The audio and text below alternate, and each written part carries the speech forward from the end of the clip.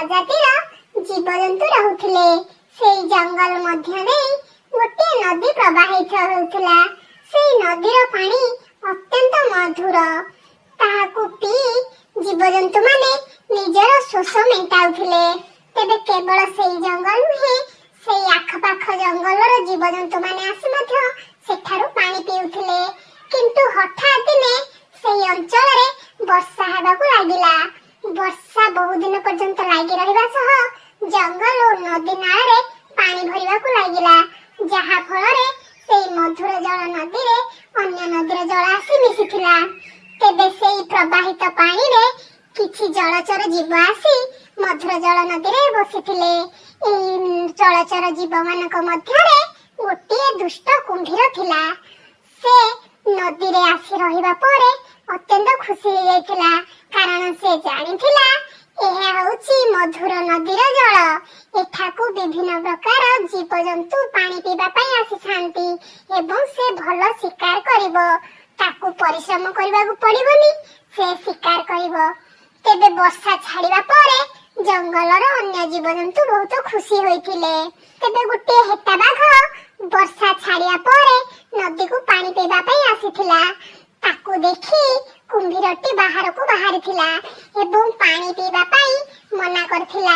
ସେ କହିଥିଲା ସେ ସବୁଠାରୁ ଶକ୍ତିଶାଳୀ ଜୀବ, ତେଣୁକରି ତା ବିନା ଅନୁମତିରେ ଏହି ନଦୀରୁ କେହି ପାଣି ପିଇ ପାରିବେ ନାହିଁ।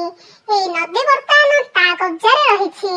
ହେଟା ବାଘ ମଧ୍ୟ ତାର ଜବାବ ଦେଇ କହିଥିଲା ସେ ହେଉଛି ଜଙ୍ଗଲର ଅନ୍ୟତମ ଶକ୍ତିଶାଳୀ ଜୀବ, ସେ ଏଠାରୁ ପାଣି ପିଇକି ଯିବ। କିନ୍ତୁ କୁମ୍ଭୀରଟି ତାକୁ ଆକ୍ରମଣ କରିବା ଆରମ୍ଭ କରିଥିଲା। ତାକୁ ବାରମ୍ବାର ଆକ୍ରମଣ କରି କ୍ଷତାକ୍ତ କରିଦେଇଥିଲା। ତାର ଜୀବନ ନେବାକୁ ବସିଥିଲା। ନିଜ ଜୀବନ ବଞ୍ଚାଇବା ବିକଳରେ ହେଟା ବାଘଟି କହିଥିଲା, କୁମ୍ଭୀର ଭାଇ, ମତେ ଛାଡ଼ି ଦିଅ, ମୁଁ ତୁମକୁ ସବୁଦିନ ନୂଆ ନୂଆ ଶିକାର ଆଣିଦେବି, ହେଲେ ମୋ ଜୀବନଟାକୁ ଛାଡ଼ି ଦିଅ। ଏତିକି ବେଳେ କୁମ୍ଭୀରଟି ତା କଥାରେ ରାଜି ହେବା ସହ ତାକୁ ଛାଡ଼ି ଦେଇଥିଲା। ହେଟା ବାଘ ସିନା କୁମ୍ଭୀରକୁ କଥା ଦେଇଦେଲା, ହେଲେ ଶିକାର କୋଉଠୁ ଆଣିବ ଭାବି ଭାବି ବ୍ୟସ୍ତ ହୋଇ ପଡୁଥିଲା। ସେ ଶିକାର ସନ୍ଧାନରେ ଜଙ୍ଗଲ ଭିତରକୁ ଯାଉଥିଲା। ହଠାତ୍ ତାର ନଜର ଗୋଟିଏ ସୁନ୍ଦର ମେଣ୍ଢା ଛୁଆ ଉପରେ ପଡିଲା। ମେଣ୍ଢା ଛୁଆଟି ଦେଖିବାକୁ ଡଉଲ ଡାଉଲ। ସେ ତା ମା ପାଖରୁ ଅଲଗା ହୋଇ ଚରୁଥିଲା, ବୁଲୁଥିଲା। ମେଣ୍ଢା ଛୁଆଟିକୁ ଦେଖି ହେଟା ବାଘଟି ବୁଦ୍ଧି ଖଟେଇଲା। ମେଣ୍ଢା ଛୁଆ ପାଖକୁ ଯାଇ ତାକୁ କହିଲା, ତୁ ତ ବହୁତ ଡଉଲ ଡାଉଲ ଅଛୁ, ବହୁତ ସୁନ୍ଦର। ଅନ୍ୟ ମେଣ୍ଢା ଛୁଆଙ୍କଠୁ ତୁ ବହୁତ ବୁଦ୍ଧିଆ ଲାଗୁଛୁ, ହେଲେ ତୋର ବୟସ ଛୋଟ, ତୁ ଏବେ କିଛି କରିପାରିବୁ ନାହିଁ। ତୁ ଯେତେବେଳେ ବଡ ହୋଇ ରାଜା ହେବାକୁ ଚାହିଁବୁ, ସେତେବେଳକୁ ଅନ୍ୟ ମେଣ୍ଢା ଛୁଆ ମାନେ ବଡ ହୋଇଯାଇଥିବେ। ହେଲେ ମୋ ପାଖରେ ଗୋଟେ ଉପାୟ ଅଛି, ତୁ ଜାଣିନାହୁଁ ବୋଧେ?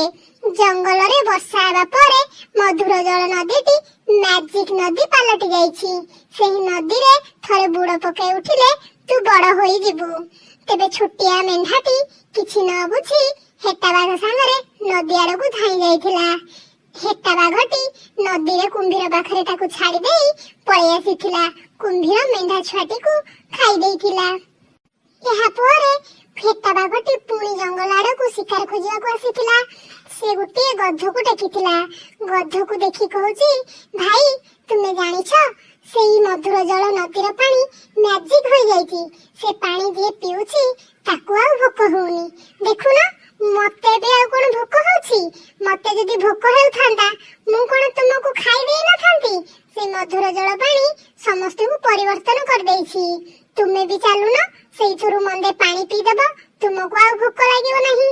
ଗଧ ମଧ୍ୟ ହେଟା ବାଘ କଥାକୁ ବିଶ୍ୱାସ କରିଦେଇଥିଲା। ସେ ତା ସହିତ ସେ ନଦୀ କୂଳକୁ ଯାଇଥିଲା।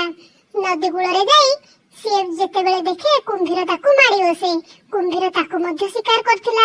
ଏହିଭଳି ମିଳିମିଶି ହେଟା ବାଘ ଓ କୁମ୍ଭୀର ଜଙ୍ଗଲର ଗୋଟିଏ ପରେ ଗୋଟିଏ ଜୀବଜନ୍ତୁକୁ ଶିକାର କରି ଖାଉଥିଲେ। ଏହି ଖବର ଜାଣିବା ପରେ ଜୀବଜନ୍ତୁଙ୍କ ମଧ୍ୟରେ ଭାଳେଣି ପଡିବା ସହିତ ସଭା ବସିଲା। ସେମାନେ ଜଙ୍ଗଲ ରାଜା ସିଂହ ପାଖକୁ ଯାଇଥିଲେ ଏବଂ ସେମାନଙ୍କର ଦୁଃଖ ଜଣାଇଲେ।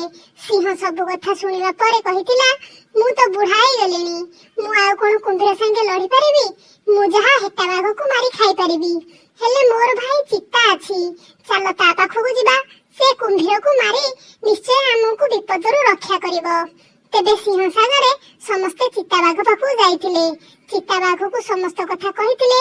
ସିଂହର ଅନୁରୋଧ ଏବଂ ଜଙ୍ଗଲର ଜୀବଜନ୍ତୁଙ୍କ ଦୁଃଖ ଶୁଣି ଚିତାବାଘ ଆଉ ସିଂହ ଯାଇଥିଲେ ନଦୀ କୂଳକୁ। ସିଂହଟି ହେଟା ବାଘକୁ ଗୋଡେଇ ଗୋଡେଇ ମାରିଥିବା ସହ ଚିତାବାଘ କୁମ୍ଭୀରକୁ ମାରି ଜଙ୍ଗଲର ଜୀବଜନ୍ତୁକୁ ମୁକ୍ତି ଦେଇଥିଲା।